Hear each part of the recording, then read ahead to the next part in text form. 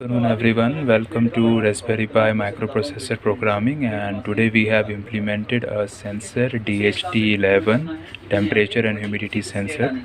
This is our Raspberry Pi microprocessor. This one is our DHT11 temperature and humidity measuring sensor. This is our LCD which is showing the message. This is a complete code which is showing over the screen. Complete code. And it is showing the current temperature and the humidity, which is 42%. The temperature is 31 degrees Celsius. As soon as I just blow up this sensor or increase the humidity, or it will increase with the 50%, this LED will glow, and also you will see that a message will return, a day is humid. So please wait and watch.